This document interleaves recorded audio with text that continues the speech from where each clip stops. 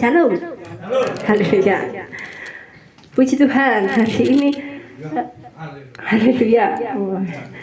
Pujiannya tak terbatas, tak terukur kasih-Mu. Kasih Tuhan sungguh ajaib. Amin. Menurut Bapak Ibu, Tuhan itu benar-benar mengasihi kita enggak? Amin ya. Kita percayai Tuhan mengasihi kita. Bukti yang ada mungkin kita mengerti Tuhan sendiri memberikan dirinya di kayu salib buat menebus kita dari dosa. Amin. Nah, sekarang kalau memang betul sudah pasti fix Tuhan Yesus mengasihi kita, apakah kita mengasihi Tuhan? Bapak Ibu mengasihi Tuhan Yesus enggak? Amin, mengasihi itu semua ya. Puji Tuhan, saya juga. Nah, tandanya atau bagaimana, apakah betul kita mengasihi Tuhan? Mari kita bersama membuka yuk di Alkitab kita Yohanes ayat 14. Yohanes pasal 14 ayat 15. Yohanes 14 ayat yang ke-15. Ini pendek, kita baca bersama-sama ya. 1, 2, 3. Jikalau kamu mengasihi aku, kamu akan menuruti segala perintahku.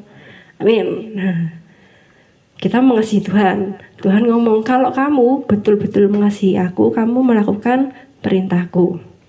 Nah, sekarang perintah Tuhan itu apa aja Bapak Ibu?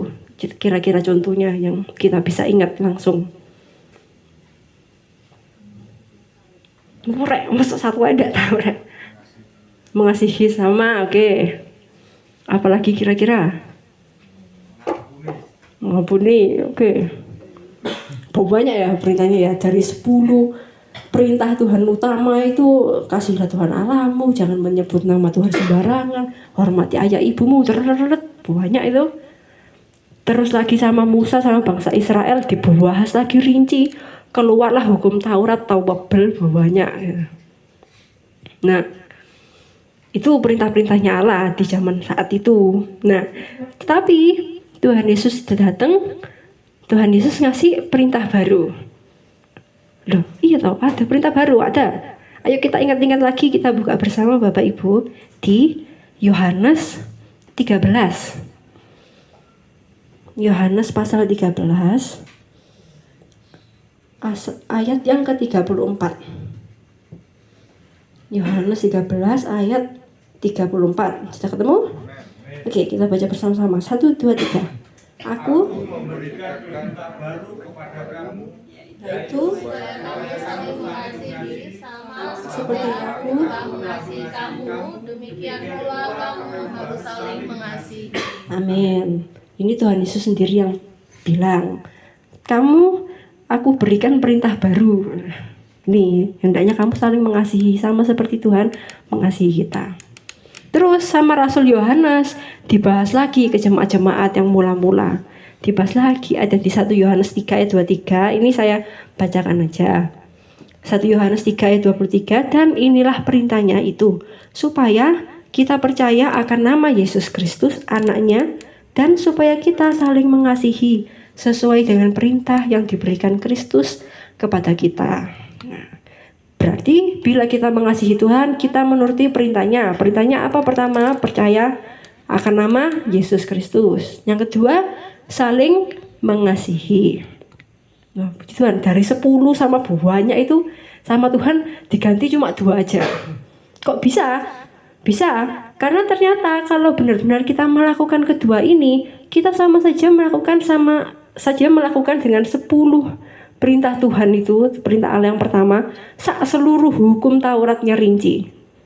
Nah, hukum Taurat ini contohnya apa ya? Kok saya bisa bilang rinci pol? Itu banyak Bapak Ibu di Keluaran itu. Saya itu ada pernah lihat seperti acara di YouTube gitu kan. Acaranya itu kayak Opera Van Java gitu. Bapak Ibu ingat Opera Van Java?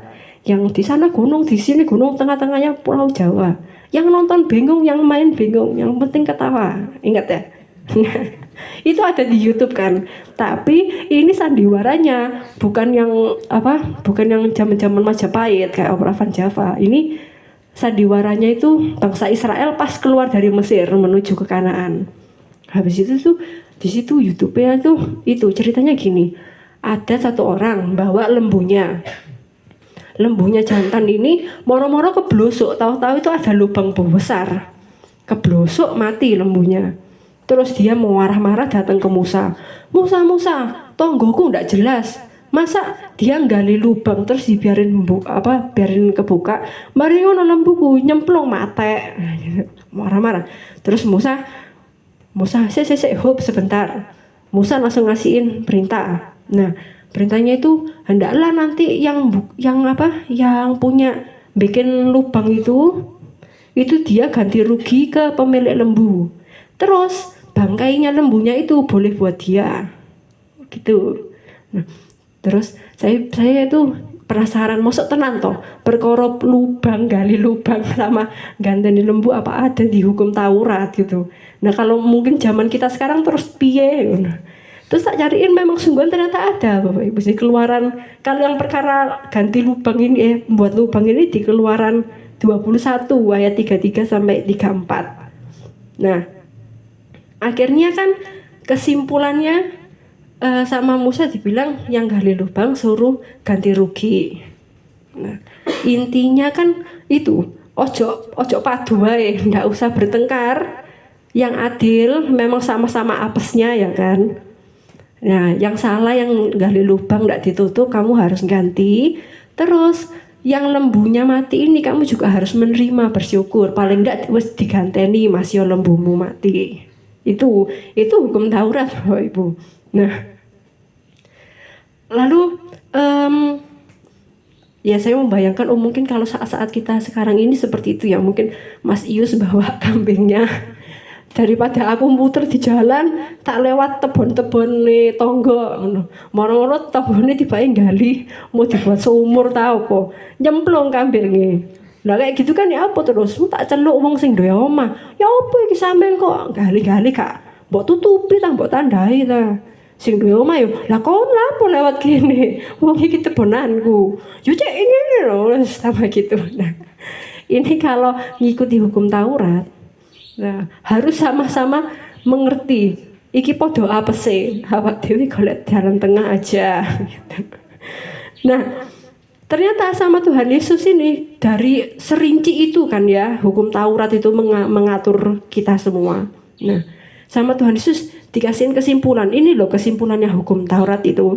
Ayo kita buka bersama di Matius 7 ayat 12. Matius pasal 7 ayat 12. Matius 7 ayat 12. Nah, ayo kita baca bersama-sama. 1, 2, 3. Segala sesuatu yang kamu minta supaya orang berbuat kepadamu, perbuatlah demikian juga kepada mereka. Itulah isi seluruh hukum Taurat dan kitab para nabi. Amin. Nah, sudah dirangkumkan sama Tuhan Yesus. Hukum Taurat intinya apa yang kamu mau orang perbuat ke kamu perbuatlah demikian. Jadi misalnya kalau kamu tidak mau disakiti orang lain, berarti kita juga tidak boleh ngomong sing menyakiti orang lain, mungkin gitu. Kalau kita tidak mau dibujui, kita tidak boleh bujui. Itulah inti hukum Taurat. Nah, jadi kalau kita mengasihi Tuhan, kita melakukan perintahnya. Perintahnya itu apa? Saling mengasihi. Nah, saling mengasihi ini kan sama aja seperti yang Tuhan Yesus baru bilang. Perlakukan sesamamu seperti kamu mau diperlakukan. Itu kan saling mengasihi. Karena tidak ada orang yang tidak mengasihi dirinya sendiri, betul? Apa ada yang mau merugikan dirinya sendiri di sini? Tidak ada toh, pasti dirinya sendiri dikasih yang bagus-bagus, yang baik-baik, makanan yang sehat, yang enak. Nah, begitu juga apa yang harus kita lakukan kepada sesama kita. Kita berikan yang baik-baik, kita support seperti diri kita sendiri, kita motivasi diri kita sendiri. Nah, itulah perintah Tuhan. Jadi dengan mengasihi sesama, kita melakukan perintah Tuhan. Dan itu Tuhan merasa betul kamu mengasihi aku. Nah, jadi indikatornya, ciri-cirinya orang yang melakukan yang mengasihi Tuhan apa? Kalau mungkin dari kita tahu, kalau orang yang saling mengasihi samanya, pasti belas kasihnya itu pasti gampang sakno gitu ya. Itu ciri-cirinya orang yang mengasihi Tuhan, pasti gampang sakno. Jadi misalnya ada orang ngelek-ngelek dia, ndak langsung marah, malah sakno we, pasti dia ono masalah iki, wong biasane ndak kok. Biasanya ketemu yo biasae. Moro-moro ngelek-ngelek no berarti wong iki ono masalah. Coba dicari tahu apa masalahnya. Lah ndak, ayo didoakan niku tak doakno koyoke wonge susah. Tuhan Yesus, tolong orang tersebut supaya diberkati yang berlimpah-limpah, supaya dia sukacita. Nanti ke aku jadi sukacita, aku ikut sukacita. Nah, itu saling mengasihi. Nggak langsung tes gitu. Belas kasihnya itu keluar duluan. Belas kasihnya itu ada sakno ini. Kayak dulu kalau opak saya itu tak tanyain, opak kenapa kok beli roti itu kok jauh-jauh, mesti kok dari luar kota. Marino rotinya gede, wakeh roti lapis itu loh Juldan dulu. Nah itu kata bapak saya, iya kasihan yang jual itu sudah tua, bikin sendiri, terus dijual sendiri kasihan. Oh gitu. Siti-siti melas, iya kasihan dia, cuma ini loh apa naik sepeda panas-panas. Oh saya jadi mengerti. Oh kudu kayaknya gimana ya, gampang tersentuh gitu loh. Lihat orang itu ndak gampang marah, gampangnya malah gampang sakno. Nah, lalu mungkin ciri-cirinya orang yang mengasihi Tuhan itu saat ada masalah, karena dia sangat, ya namanya orang mengasihi pasti deket ya. Saat ada masalah dia langsung tanya Tuhan, Tuhan aku ngelakuin ini, menurut Tuhan gimana? Terus itu mesti dicari dulu. Paling gampang apa? Kalau misalnya sulit mendengarkan suara Roh Kudus, paling gampang ya cari di Alkitab. Banyak firman Tuhan di situ. Tuhan ngomong langsung apa? Dicari, habis itu langsung, kayaknya ini, kayaknya aku dapat ini. Nah habis itu baru sama ke teman-teman, aku ada masalah ini. Terus aku nyari di firman Tuhan kayak gini. Menurut kalian benar enggak? Oh iya aku benar, gini. Nah itu juga salah satu tanda orang yang mengasihi Tuhan. Bahas Alkitab itu ndak bosen, ndak buka HP ngono. Pokoknya pembahasannya gak guyon-guyon, moro-moro membahas Alkitab. Moro wonge wis ngene. Lagune TikTok ting. Nah, itu biasanya contohnya orang yang ndak betah kalau mendengar firman Tuhan. Ya. Kalau mengasihi Tuhan biasanya itu buat baca kayak buat bahas firman Tuhan itu seneng, kayak rasanya itu kalau membahas firman Tuhan kayak 5 jam itu jadi cuma 5 menit doang.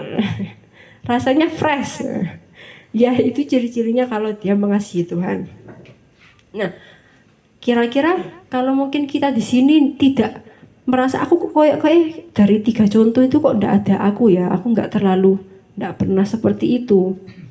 Nah tidak apa Bapak Ibu, kita bersama-sama ayo kita mencoba, kita memperbaiki hubungan kita sama Tuhan.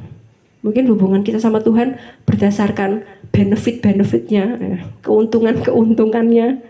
Dalam Tuhan ada mujizat, dalam Tuhan ada berkat, ada pertolongan, ada kesembuhan. Kalau tidak dituruti saya kecewa. Mungkin selama ini hubungannya begitu. Itu namanya toxic relationship. Hubungan yang merugikan satu sama yang lain, yang merugikan satu pihak atau kedua pihak. Nah, kita ayo mulai memperbaiki hubungan kita sama Tuhan. Aku mengikut Tuhan karena aku mengasihi Tuhan. Sudah, tidak ada hal-hal yang lain. Karena Tuhan sungguh mengasihi, seperti lagu tadi, Yesus ajaib, kasihnya ajaib bagiku. Kasihnya ajaib bagiku, kok bisa kasihnya ajaib? Soalnya aku ini ndak pantas dikasihani, tapi Tuhan Yesus bisa ngasihani saya, bisa mengasihi saya. Padahal aku hubungi kayak gini, tapi Tuhan tetap mengasihi. Terus mengingatkan saya, ayo kita sama-sama saling mengasihi. Kamu kasihi sesamamu, dengan begitu kamu juga mengasihi aku. Tuhan bilang begitu. Makanya lagunya kan, sampai bumi berlalu dan habislah ragaku, Yesusku ajaib. Nah, raganya, enggak diomongin ragaku sehat, enggak. Raganya berlalu, tetap raga berlalu. Enggak Tuhan Yesus menolong, misalnya ajaibnya dari sakit terus sembuh. Enggak. Ajaibnya tuh bisa juga walaupun sakit, tapi aku tetap damai sejahtera. Walaupun sakit aku tetap sukacita. Itu ajaibnya kasih Tuhan. Amin. Amin. Nah, kita harus juga bisa seperti itu. Kasih kita harus seperti itu sama Tuhan. Kita benar-benar harus melakukan perintahnya, saling mengasihi sesama kita. Karena kasih kepada Tuhan dan kasih kepada sesama kita ini ternyata bisa lebih dari perintah. Itu caranya kita untuk mendapatkan damai sejahtera. Jadi adanya pertolongan, ada masalah, tidak ada masalah, kita ini tetap damai. Karena intinya adalah saya mengasihi Tuhan. Hidup saya ini untuk mengasihi Tuhan dan mengasihi sesama saya. Amin. Sekian renungan kita malam hari ini. Kiranya kita mulai membangun hubungan kepada Tuhan, bersama Tuhan, saling mengasihi. Di saat di pagi hari yang pertama diucapkan, wah Tuhan, aku mengasihi Engkau.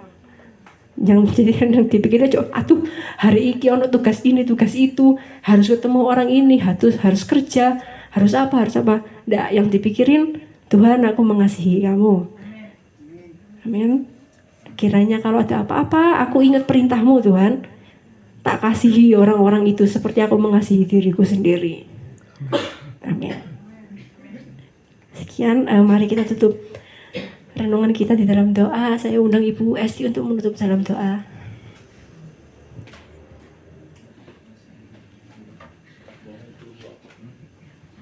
Puji Tuhan, bisa ya mengasihi orang lain. Mengasihi diri sendiri aja kadang susah. Tapi kita belajar untuk mengasihi. Kami undang yang bermain musik, Pak Basa, Mas Yeri, Mas. Aku mengasihi. Terima kasih Tuhan. Firman-Mu kami boleh diingatkan untuk mengasihi.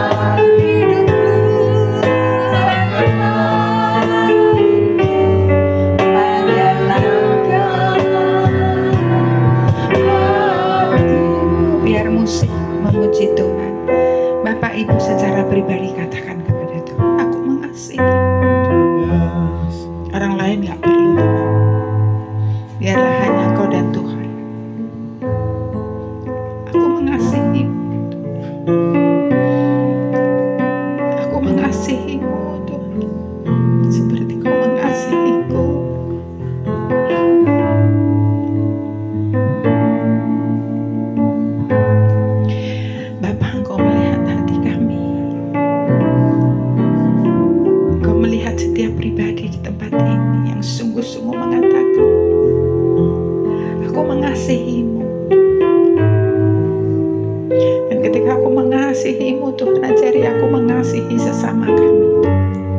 Tidak lagi melihat kesalahan orang lain, tidak lagi melihat kejelekan orang lain, tidak lagi melihat kekurangan orang lain, tidak lagi melihat kekurangan pasangan kami, anak kami, orang tua kami, orang-orang yang ada di sekitar kami.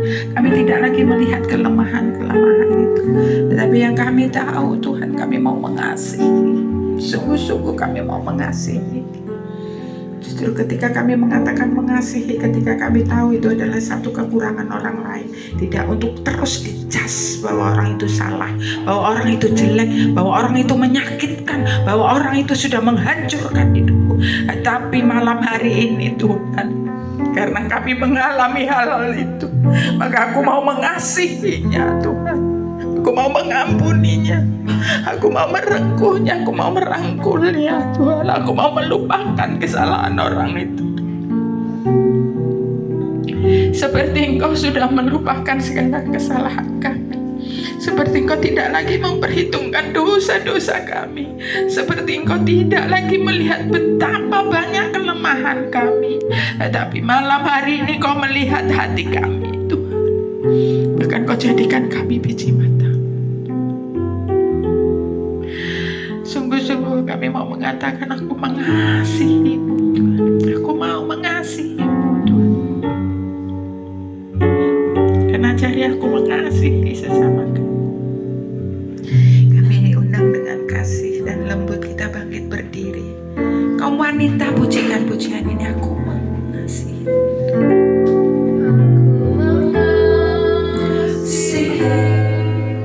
Engkau Yesus, dengan segenap hatiku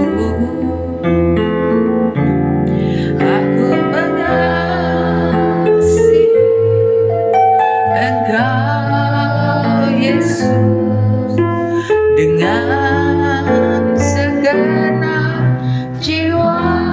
Kaum pria, pujikan aku mengasihi.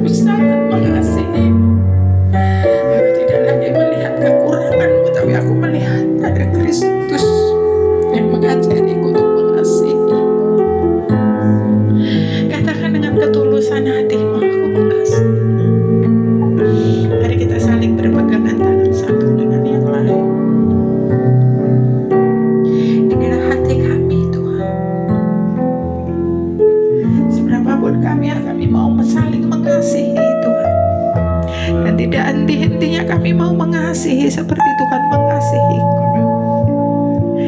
Terima kasih Yesus, terima kasih Tuhan, terima kasih. Lepaskan tangan Bapak Ibu Saudara. Katakan kepada Tuhan, Tuhan, aku mau mengasihi orang yang sudah menyakitiku. Aku mau mengasihi orang yang sudah melukai hatiku. Aku mau mengasihi orang yang sudah menghancurkan hidupku sekalipun. Malam hari ini aku mau mengasihi mereka.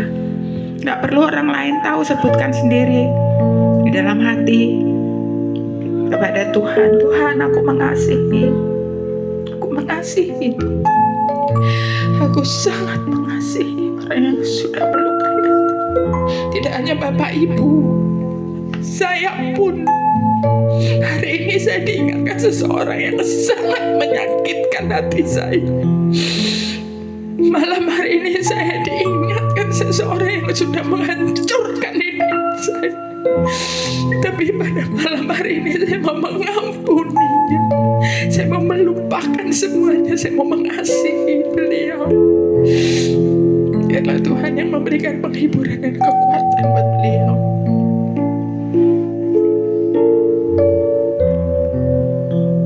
Makasih Tuhan Yesus. Makasih Tuhan Yesus. Terima kasih Tuhan. Tuhan sudah lepaskan kita dari segala belenggu-belenggu, budak-budak sakit hati. Saat ini sudah diangkat segala kepahitan kita dalam nama Yesus. Hidupmu dipenuhi oleh kasih Kristus. Hidupmu dipenuhi oleh kasih Kristus. Terima kasih Tuhan. Katakan terima kasih Tuhan atas kasih-Mu. Terima kasih Tuhan atas kasih-Mu. Terima kasih Tuhan atas kasih-Mu. Terpujilah Engkau Kristus Yesus Tuhan dan Juru Selamat kami. Terima kasih firman-Mu yang sudah mengingatkan kami. Terima kasih firman-Mu Tuhan yang sudah menyegarkan rohani kami Tuhan. Untuk saling mengasihi. Tuhan pakai lebih lagi anak kami terkasih Claudia. Tuhan pakai semua yang mengambil bagian dalam pelayanan malam hari ini. Biarlah nama Tuhan yang ditinggikan dan dipermuliakan.